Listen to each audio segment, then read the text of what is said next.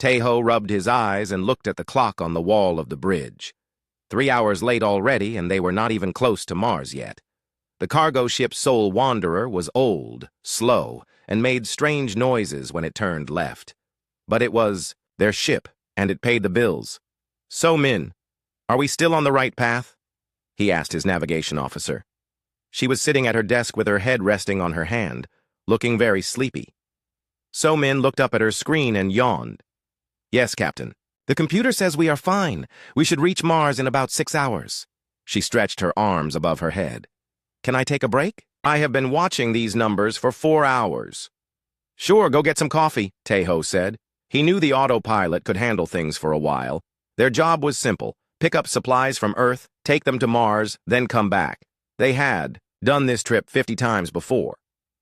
Down in the engine room, Woo Jin was hitting the coffee machine with a wrench. The machine made a sad beeping sound and refused to work. This was the 3rd time this week it had broken. "Stupid machine," Woo Jin said to himself. "How am I supposed to stay awake without coffee?" He kicked the machine gently, hoping it might help. It did not help. The ship had 6 crew members total. Besides Tae-ho, So-min, and Woo Jin, there was also Hyun-woo, who cooked their meals, Ji-yoon, who fixed things when they broke, and Dong-min, who handled their radio calls. They were all good at their jobs, but none of them were excited about space travel anymore. It was just work. Tae-ho decided to check their route one more time. They were flying through a part of space that looked empty on all the maps. No planets, no space stations, just dark space between Earth and Mars. It was boring but safe. "Hey, Captain," So-min called from her desk. "There is a strange cloud thing ahead of us. Should we go around it?" Tae-ho looked at the screen. There was indeed a large cloud of colorful gas floating in space in front of them. It was pretty, with swirls of blue and purple and pink. The computer said it was safe to fly through. "How long would it take to go around?" he asked. So-min checked her numbers.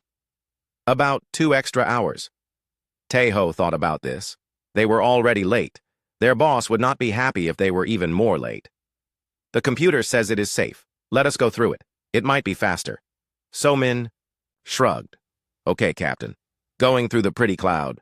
She pressed some buttons and the ship changed direction slightly. The Soul Wanderer flew into the colorful cloud. Outside the windows, everything became bright and sparkly. It was actually quite beautiful. "Wow," said Hyun-woo, who had come up from the kitchen to see what was happening. "This is much nicer than looking at empty space." The ship shook a little as it flew through the thickest part of the cloud. The lights on the bridge flickered once, but everything seemed normal. Woo Jin came up from the engine room to make sure everything was working properly. "Engines are fine," he reported, "but I still cannot fix that coffee machine. We might die from lack of caffeine before we reach Mars." "Very funny," Tae-ho said.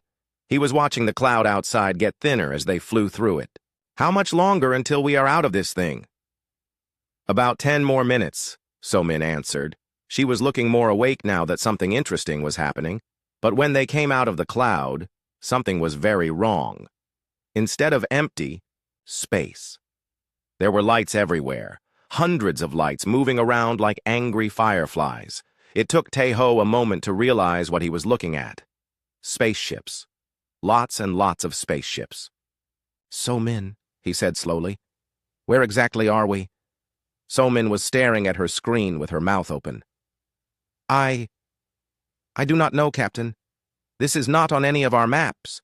The spaceships around them were unlike anything they had ever seen. They were sleek and silver, with smooth curves and no visible engines.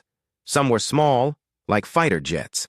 Others were huge, bigger than city blocks, and they were all shooting at each other with bright-colored beams of light. "Are we in the middle of a war?" Hyun-woo asked. Before anyone could answer, their radio started making noise. Dong-min ran up to the bridge to listen. Strange voices were speaking in languages none of them had ever heard. The voices sounded angry and dramatic. "What are they saying?" Tae-ho asked. "I have no idea," Dong-min replied. "These languages are not in our computer. Wait, the translation system is trying to work." They all waited while their computer tried to figure out what the alien voices were saying. It took about 5 minutes before words they could understand started coming through. "The speakers," Surrender now to the mighty Velothian Empire, a loud voice declared.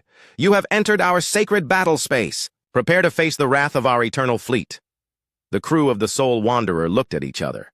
Taeho checked his watch. So-min yawned again. Wu Jin was still thinking about the broken coffee machine. Should we answer them? Dongmin asked. I guess, Taeho said. He was not really sure what else to do.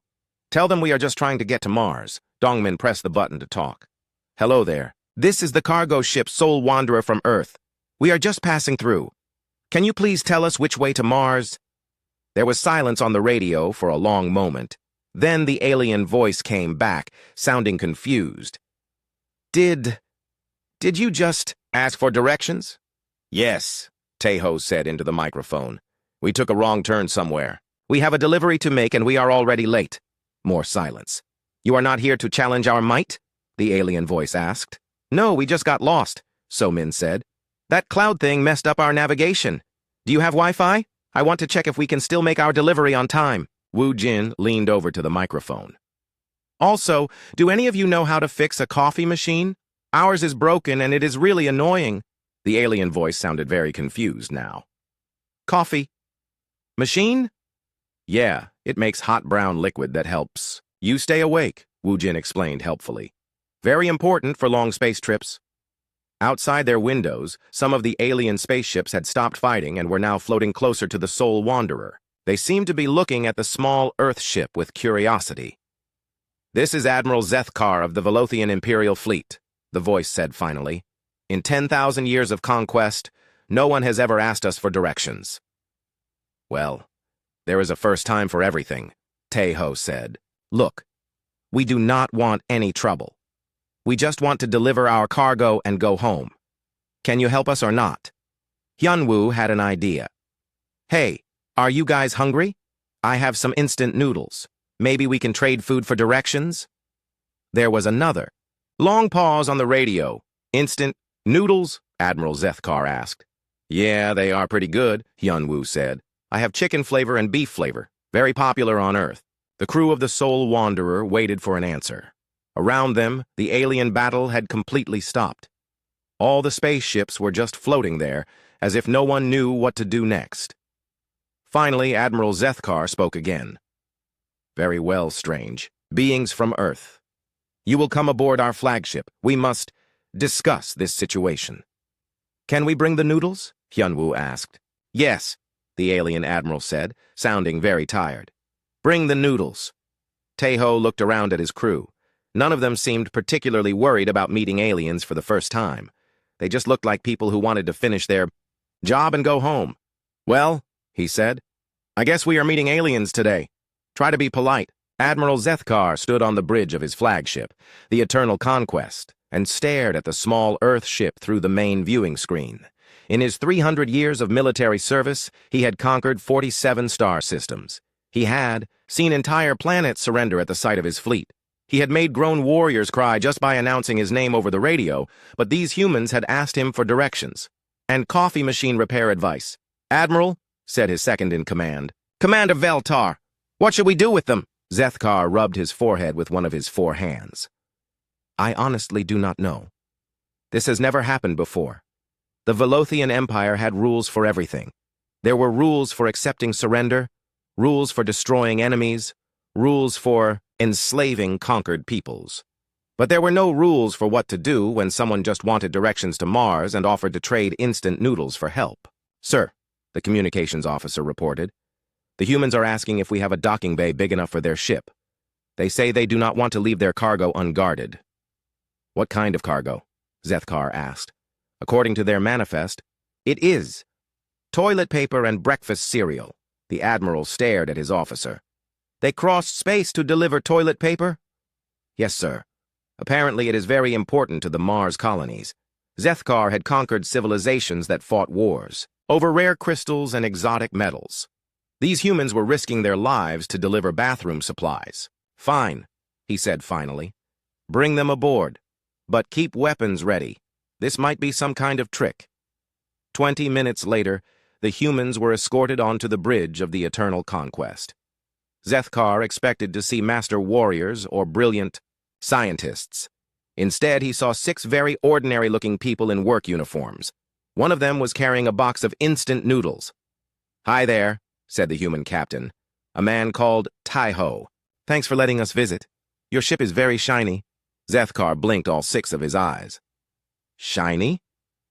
"Yeah, everything is so clean and sparkly," So-Min added, looking around with mild interest. "Do you have a really good cleaning crew?" The Bridge of the Eternal Conquest was designed to inspire fear and respect. The walls were made of black crystal that showed the power of the Empire. The ceiling was covered with battle banners from conquered worlds. The floor was polished metal that reflected the light of 1,000 stars. "It is supposed to be intimidating," Zethkar said weakly. "Oh," Tai-Ho said. "Well, it is very pretty. But do you have somewhere we can sit down? Standing for a long time hurts my back." No one had ever asked for chairs on the Bridge of the Eternal Conquest before. Commander Veltar quickly ordered some furniture to be brought in. While they waited, Hyunwoo opened his box of instant noodles. "Would anyone like to try these? They are really good when you are hungry." Several Velothian officers gathered around to look at the small plastic packages.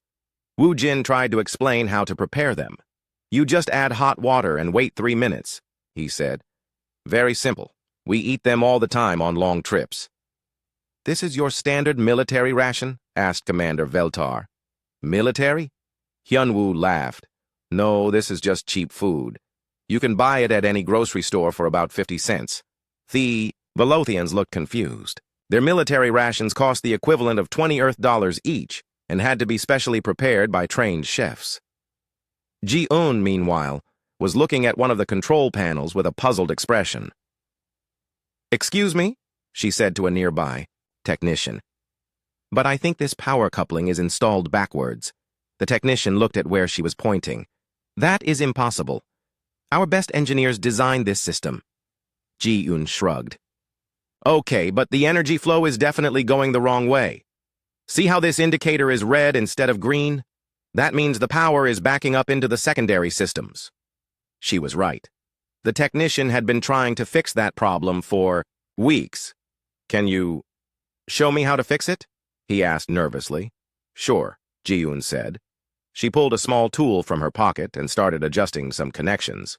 "This will just take a minute." Admiral Zethkar watched in amazement as the human casually repaired technology that had been giving his engineers headaches for months. She worked quickly and efficiently, humming a little song to herself. "There," she said, stepping back. "That should work better now." The control panel lit up with green lights. Energy efficiency improved by 30% immediately. "How did you know how to do that?" the technician asked.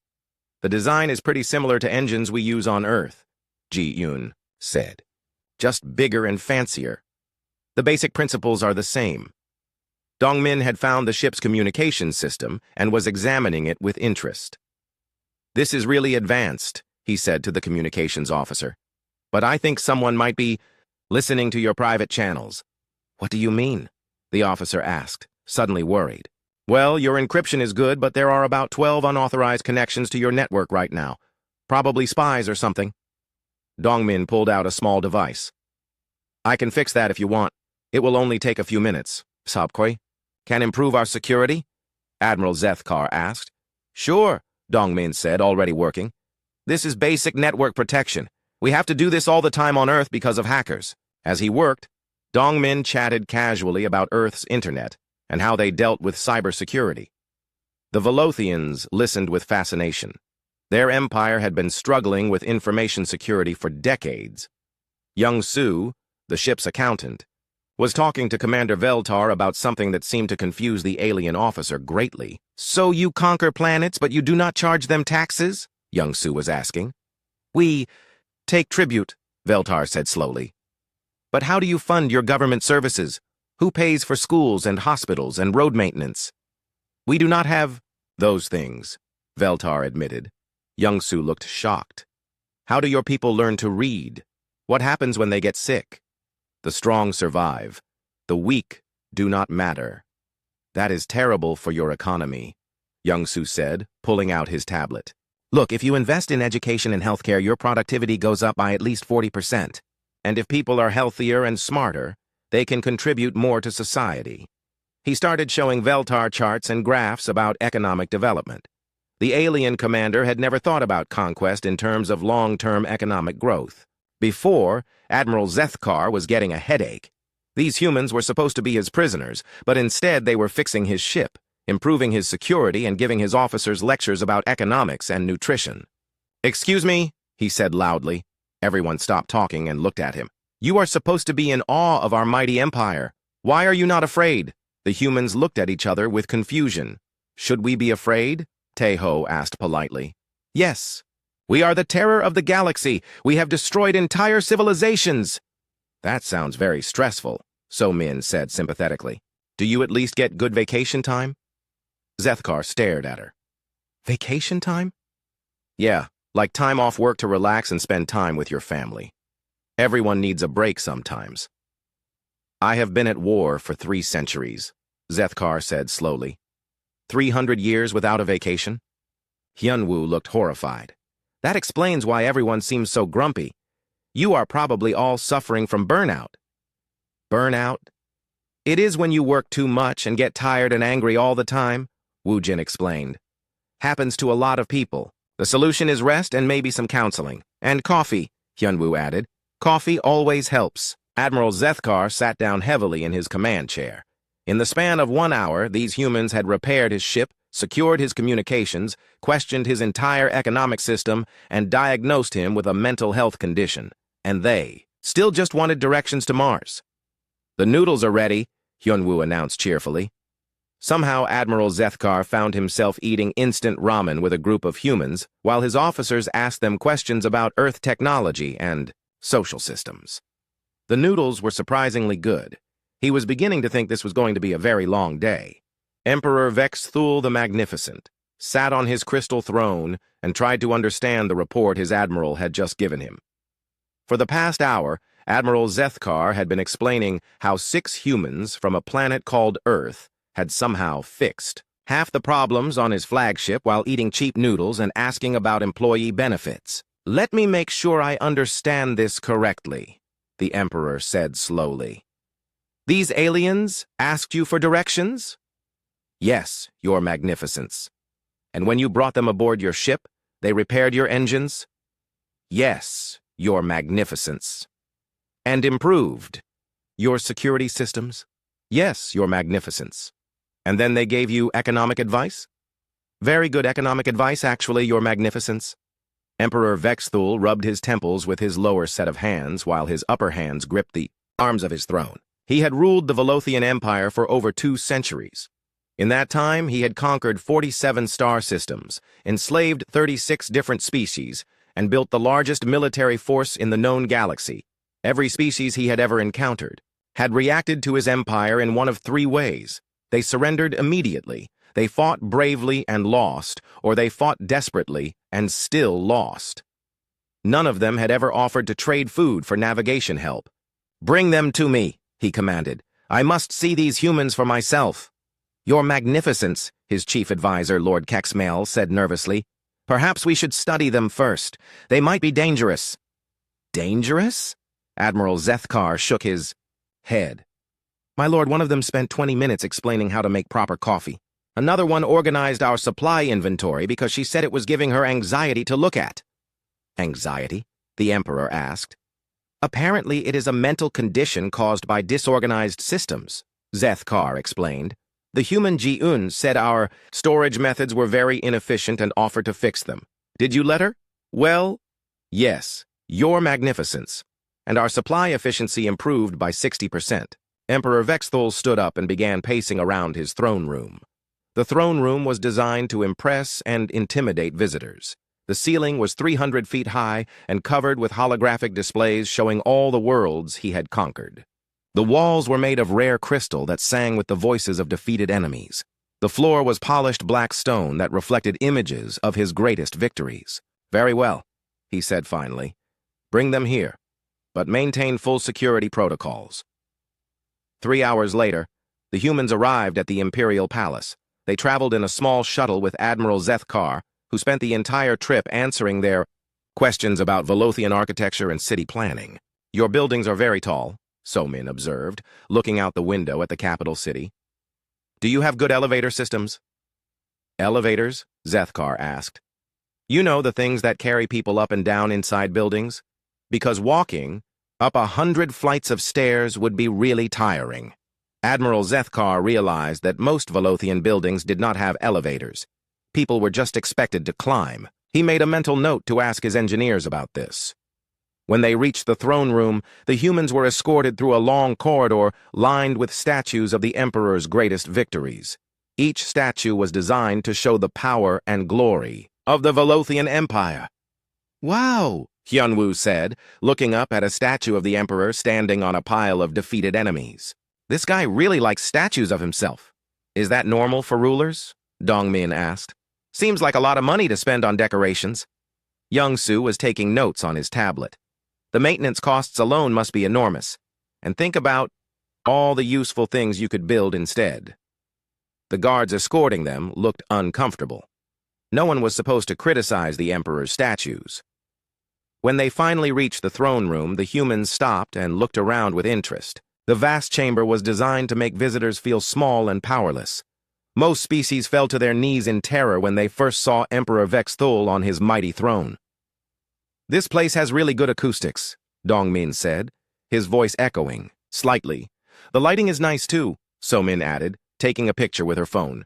Very dramatic. Taeho looked up at the Emperor and waved politely. Hello there. Thank you for agreeing to meet with us. Emperor Vexthul stared down at them from his throne. He was 12 feet tall, had 4 arms, and was wearing armor made from the metals of conquered worlds. His voice was amplified by the room's sound systems to make it deep and threatening. I am Emperor Vexthul the Magnificent, ruler of 47 star systems, conqueror of the Andorian spiral, master of 1,000 worlds. You will kneel before my infinite power and beg to join my eternal empire. The humans listened politely. When he finished, Wu Jin raised his hand. Excuse me, but do you have dental coverage? The Emperor blinked. What? Dental coverage. You know, for tooth problems. Because if we are going to join your empire, we need to know about the benefits package. Young-soo pulled out his tablet again. Also, what are the tax rates? And do you have retirement plans? What about sick leave? Sick leave? The Emperor repeated. Time off when you are not feeling well, So-Min explained helpfully. Everyone gets sick sometimes. Emperor Vexthul had never been asked about sick leave by conquered species. Usually they were too busy being terrified or dead to worry about employee benefits. We do not get sick, he said uncertainly. Everyone gets sick, Hyejin said, firmly. She was the ship's medic and took health issues seriously. It is basic biology. What do you do for medical care? We have healing chambers for injured warriors. What about preventive medicine, regular checkups, mental health services?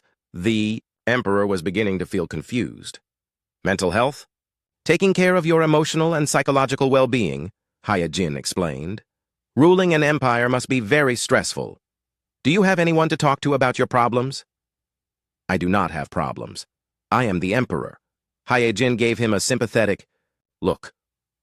Everyone has problems. Keeping them inside is bad for your health. She walked closer to the throne, ignoring the guards who moved to stop her. You look very tense. When was the last time you took a vacation? I do not take vacations. I am busy conquering the galaxy. That is terrible for your mental health, Hyejin said. Also, is that a rash on your neck? Emperor Vexthul instinctively covered his neck with one hand. He had been hiding the rash under his armor for weeks, hoping it would go away on its own. It is nothing, he said quickly. Can I take a look? I am a doctor. You are a doctor? Lord Kexmal asked in surprise. Well, a medic, but I know about skin problems. Hyejin pulled a small medical scanner from her bag. This will not hurt. Before anyone could stop her, she was scanning the Emperor's rash with her device. The guards did not know what to do. No one had ever given the Emperor a medical examination before. Just as I thought, Hyejin said after a moment. Stress-related eczema, very common in people who work too much. I have some cream that will help. She reached into her medical bag and pulled out a small tube. Apply this twice a day, and try to get more sleep. Also, you should really consider delegating some of your responsibilities to other people. Emperor Vexathul took the cream and stared at it. In 200 years of ruling, no one had ever told him to get more sleep. You said you rule 47 star systems? Young Su asked, looking up from his tablet. Yes. By yourself? I have. Advisors and generals. But you make all the final decisions? Of course. Young Su shook his head. That is way too much work for one person. No wonder you are stressed. You need to set up a proper administrative structure with regional governors who can handle local issues. Regional governors? People who run things in different parts of your empire so you do not have to do everything yourself, Tae-ho explained. Like managers in a big company. It is basic organizational management, So-min added. You cannot micromanage an entire galaxy. That is impossible. The emperor sat back in his throne, feeling overwhelmed. These humans were treating his mighty empire like it was a poorly run business that needed better management practices. Do you want to join our empire or not? He asked weakly. The humans looked at each other and had a quick, quiet conversation. Well, Tae-ho said finally, we would need to know more about the working conditions, and the commute to Earth would be pretty long. Also, Wu Jin added, we still need someone to fix our coffee machine. 3 weeks later, the humans were still in the Velothian Empire. Not because they had decided to join, but because the paperwork to leave was incredibly complicated, and no one seemed to know who was supposed to sign what forms. I need 17 different permits just to take our ship out of this star system, Tae-ho explained to Admiral Zethkar during their daily meeting. And each permit requires approval from a different department. That does seem excessive, the Admiral admitted. He had been learning a lot about administrative efficiency from the humans. On Earth, this would take 1 form, and maybe 20 minutes, Young Su said, showing him a sample of Earth Customs paperwork on his tablet. Your bureaucracy is really inefficient. While they waited for the paperwork to be processed, the humans had settled into a routine. They were staying in guest quarters on the Admiral's flagship, and they spent their days helping with various problems around the ship. Not because anyone asked them to, but because they got bored easily. So Min had been working on improving the Empire's star charts during her free time.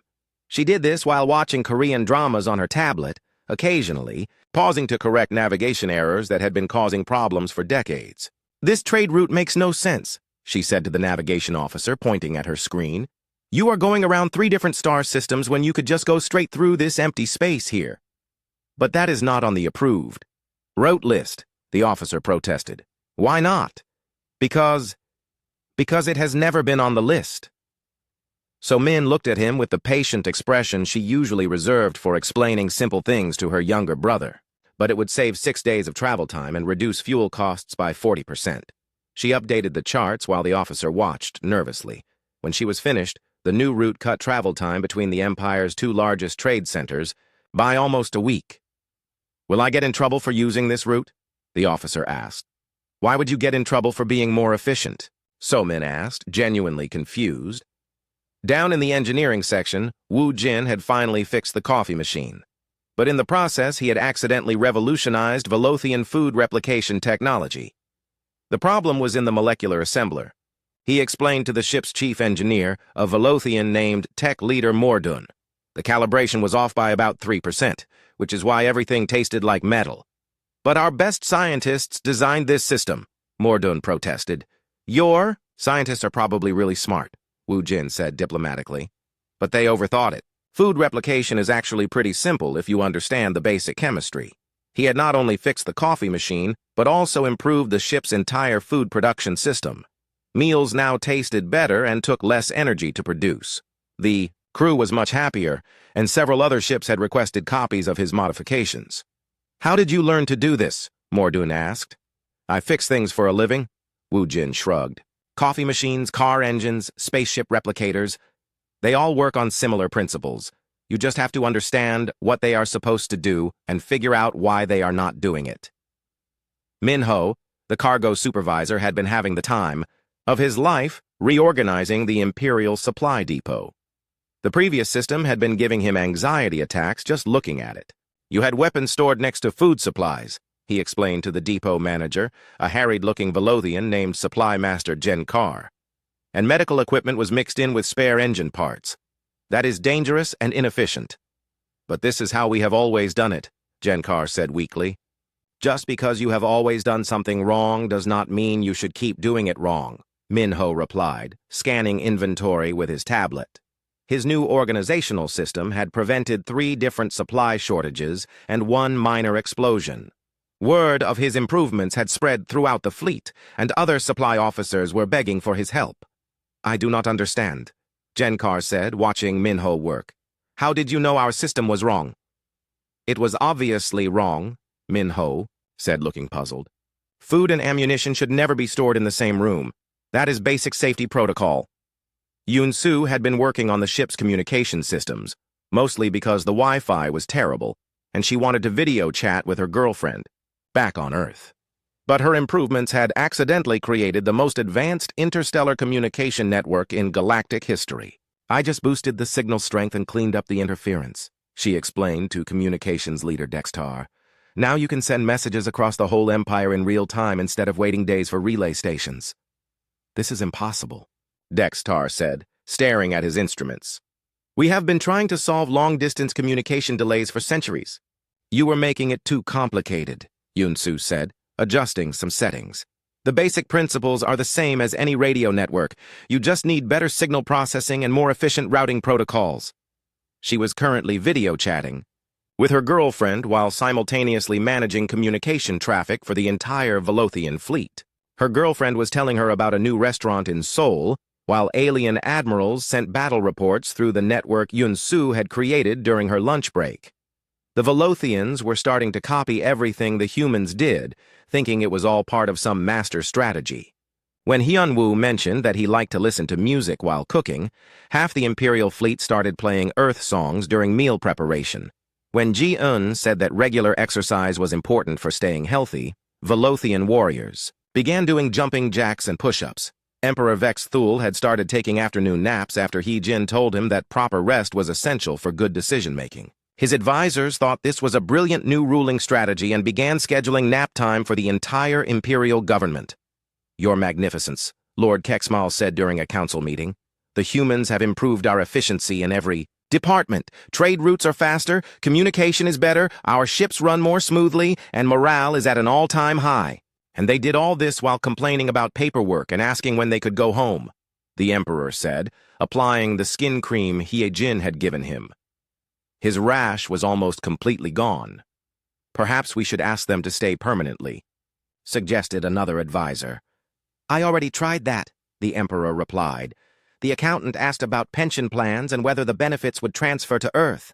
When I said no, they declined.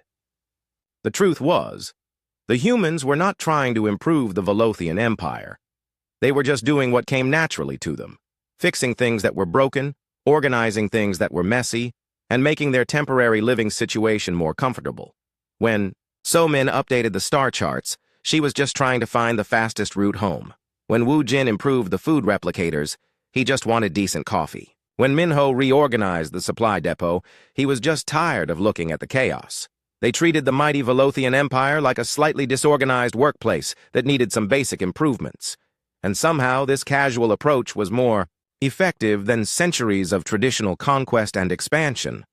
The strangest part, Admiral Zethkar told the Emperor during their weekly report, is that they still do not seem impressed by any of this. What do you mean? Yesterday, I showed the human Tae-Ho our Hall of Conquered Worlds with artifacts from every civilization we have defeated. He said it was neat and asked if we had a gift shop. Emperor Vex Thul sighed. His empire was stronger and more efficient than it had ever been, thanks to 6 humans who just wanted to deliver toilet paper to Mars and go home. He was beginning to think that humans might be the most dangerous species in the galaxy, not because they were aggressive or warlike, but because they made everything better without even trying, and they still had not fixed their coffee machine problem. News of the humans had spread throughout the galaxy faster than anyone expected. Within a month, 3 different alien civilizations had sent delegations to study these mysterious beings who had somehow conquered the mighty Velothian Empire without firing a single shot. The first delegation to arrive was from the Chromatic Federation, longtime enemies of the Velothians. Their ships approached the Imperial fleet with weapons ready, expecting to find some kind of secret superweapon or advanced military technology. Instead, they found Hyunwoo teaching a group of Velothian nobles how to make proper kimchi in the ship's kitchen. The key is getting the right balance of salt and spices, Hyunwoo was explaining to Admiral Zethkar, who was taking careful notes. And you have to let it ferment for at least 3 days. Ferment? Zethkar asked. Yeah, that is when the good bacteria break down the vegetables and create the sour taste. Very healthy for your digestive system. Ambassador Crixtall of the Chromatic Federation watched this scene through the viewing port of his ship with complete confusion. He had come here expecting to find master strategists planning galactic conquest. Instead, he was watching a cooking lesson. Are you certain these are the humans who defeated the Velothian Empire? He asked his intelligence officer. According to our sources, yes, Ambassador. They somehow took control of the entire fleet without violence, by teaching them to cook vegetables? It appears so, sir. Ambassador Crixtall demanded an immediate meeting with the human leaders. He was escorted to the same conference room where Emperor Vexthul now held his daily meetings with the humans. The Emperor had found that their suggestions were usually very helpful, so he had started including them in most government decisions. Greetings, humans, Crixtall announced dramatically when he entered the room. I am Ambassador Crixtall of the Chromatic Federation. We demand to know your secret. The humans looked up from their tablets and coffee cups. They had been in the middle of helping the Emperor figure out a budget problem. Secret? Taeho asked politely. How did you conquer the Velothian Empire so easily? Crixtall demanded. What advanced technology do you possess? What weapons of mass destruction did you use? The humans looked at each other with confusion. We did not conquer anything, So Min said. We just got lost and asked for directions. Impossible. You must have used some form of psychological warfare. Psychological warfare? Wu Jin repeated. We just fixed their coffee machine. Ambassador Crixtall stared at them. Coffee machine? Yeah, it was broken, Hyunwoo explained helpfully. Very frustrating when you cannot get decent coffee on a long space trip. You conquered an empire because of a broken coffee machine? We did not conquer anything, Taeho said again, starting to sound a little annoyed. We are cargo haulers. We deliver supplies from one place to another. That is our job. But you have revolutionized their entire civilization, Crixtall protested. We just fixed some obvious problems, Jiyeon said with a shrug. Their engine efficiency was terrible, and their supply system was completely disorganized. It was giving me anxiety just looking at it. Anxiety? Crixtall asked weakly. It is when poor organization makes you feel stressed and uncomfortable, Young-soo explained. Very common when dealing with inefficient systems. Ambassador Crixtall sat down heavily in one of the chairs the humans had requested for the meeting room. You are telling me that you improved the most powerful empire in the galaxy because their disorganization made you uncomfortable. Pretty much, Minho said. Also, we were bored while waiting for our paperwork to be approved. Bored? We had nothing else to do, Yoon-soo said. So we helped fix things. It passed the time. The ambassador looked around the room desperately. But surely you must have some master plan, some grand strategy for galactic domination. Our plan is to deliver toilet paper to Mars and go home, Taeho said patiently. We have been trying to do that for 6 weeks now, but the bureaucracy here is really slow. Toilet paper, Crixtall repeated faintly. Very important for the Mars colonies, Hyun-woo said seriously. They put in a special order for the soft kind. Emperor Vexthul, who had been listening to this conversation with growing amusement, decided to explain the situation. Ambassador, he said, these humans are not warriors or conquerors. They are maintenance workers who happen to be very good at their jobs. Maintenance workers? They fix things, the Emperor said simply, and our empire had many things that needed fixing. Ambassador Crixtall spent the next 3 hours questioning the humans about their backgrounds and training. He learned that Taeho had been a cargo ship captain for 15 years. So Min had studied navigation at a technical college. Wu Jin had learned engineering by working on Earth vehicles. The others had similar ordinary backgrounds. None of them had military training. None of them had studied advanced strategy or tactics. They were just regular people who were good at solving practical problems. "This is impossible," Crixtal said finally. "Normal people cannot revolutionize an entire civilization by accident." "Why not?" Hyejin asked. "Most problems have simple solutions, if you think about them logically. But you have no special powers or advanced technology." "We have common sense," So-min said, "and we are not afraid to point out when something is obviously wrong." Sung-min, who had been quietly working on his tablet during most of the conversation, suddenly looked up. "Hey, can I ask you guys something? Why do you use quantum tunneling?" "For faster-than-light travel instead of just folding space." Ambassador Crixtal blinked. "What?" "Your ships," Sung-min continued, pulling up some diagrams on his tablet. "I was looking at the technical specifications, and you are using quantum tunneling drives, but folding space would be much more efficient and less dangerous." "Folding space is impossible," Crixtal said automatically. "No, it is not," Sung-min said, showing him the math on his tablet. "Look, if you create a controlled gravitational field using these equations, you can bend space-time and essentially create a shortcut, much faster than tunneling through quantum barriers." Ambassador Crixtal stared at the equations. His own scientists had been working on faster-than-light travel for centuries, and this human was casually suggesting improvements while eating a sandwich. "How do you know this?" he asked. "I studied physics in college," Sung-min said. "This is pretty basic stuff. Einstein figured out most of it back in the 20th century. "Einstein?" "Famous Earth scientist. Really smart guy." Ambassador Crixtal realized that he needed to contact his government immediately. If these humans were representative of their entire species, then Earth might be the most dangerous planet in the galaxy. Not because humans were violent or aggressive, but because they were apparently all casual geniuses who could solve problems that had stumped other civilizations for millennia. "Can I ask you one more question?" he said carefully. "Sure," Taeho said. "Are all humans like you?" The crew of the Soul Wanderer looked at each other and laughed. "Like us?" So-min said. "We are pretty ordinary, even by Earth standards." "Ordinary?" "Yeah, we are just cargo haulers," Wu Jin said. "Most humans are much smarter than us. We just fix things and deliver stuff." "There are humans who are smarter than you?" Ambassador Crixtal asked in a very small voice. "Oh yeah," Hyun-woo said cheerfully. "Doctors, engineers, scientists, teachers, really smart people who actually know what they are doing. We are just working-class folks," Taeho added. "Nothing special." Ambassador Crixtal excused himself and immediately returned to his ship to send an urgent message to the Chromatic Federation. "Do not attack Earth. Repeat, do not attack Earth. We'll explain later." He was beginning to think that humanity might be the most terrifying species in the galaxy, and they did not even know it. After 2 months of bureaucratic delays, the paperwork was finally complete. The humans could leave the Velothian Empire and continue their journey to Mars. The news spread quickly throughout the fleet, and many aliens seemed genuinely sad to see them go. "Are you sure you cannot stay longer?" Admiral Zethkar asked Taeho during their final meeting. "We still have many problems that could use your expertise." "Sorry, but we really need to make this delivery," Taeho replied, checking his watch. "We are already 8 weeks behind schedule. Our boss is going to be very unhappy with us." "Your boss?" Emperor Vexthul asked.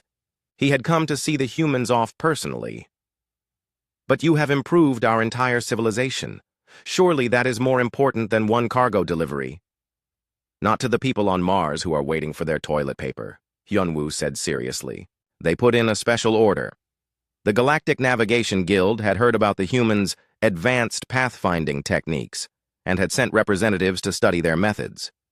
They were amazed to discover that these techniques consisted of So-min, using basic triangulation and asking for directions when lost. "This is revolutionary," the guild leader, a spider-like alien named cartographer Jexlin, told So-min excitedly. "Your approach to navigation is so simple and elegant." "It is just common sense," So-min replied, packing her things. "If you do not know where you are going, ask someone who does. But our navigation systems are far more complex and sophisticated." "Complex does not always mean better," So-min said patiently. "Sometimes the simple solution is the best solution. The entire Velothian Empire wanted to hold a massive farewell ceremony in honor of the humans. Parades, speeches, military honors, and a festival that would last for 3 days. The humans politely declined. "That sounds very nice," Tejo said. "But we really need to get going. We have already used up all our vacation time, and we still need to make our delivery and get back to Earth." "Vacation time?" Emperor Vexthul asked.